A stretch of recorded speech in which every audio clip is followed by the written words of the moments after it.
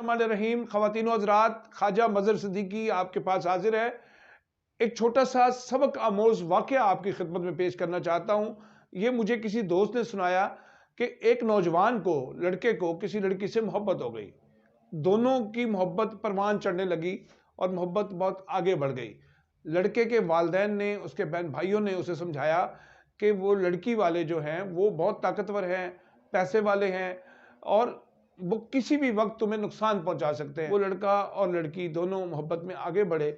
لڑکی کے جب والدین کو پتہ چلا، اس کے بہن بھائیوں کو پتہ چلا، تو اس کے بھائی مسلح افراد کے ساتھ آئے اور اس کی ہڈی پسلی ایک کر گئے۔ اس کی ٹانگیں توڑی، اس کے بازو توڑے، اس کے ہاتھ توڑے، اس کو زخمی کر کے ایک چوراہے میں ڈال گئے۔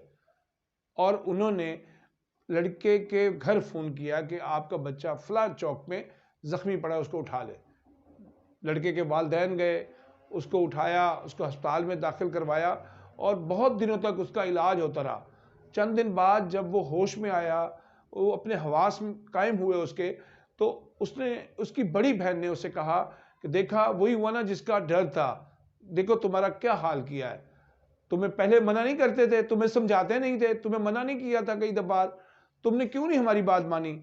تو لڑکا معصومانہ انداز میں کہتا ہے، جنج انہوں نے سمجھایا ہے، اس طرح تسی تے کدے نہیں سمجھایا۔ یعنی جس انداز میں مجھے لڑکی کے بھائیوں نے سمجھایا، تم نے کبھی اس طرح سمجھایا تھا؟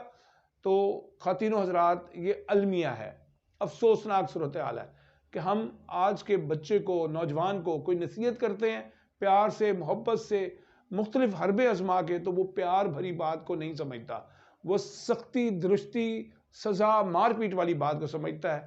یہ بہت بڑا المیہ ہماری سوسائٹی کا، اور اس پر جتنا افسوس کیا جائے اتنا کم۔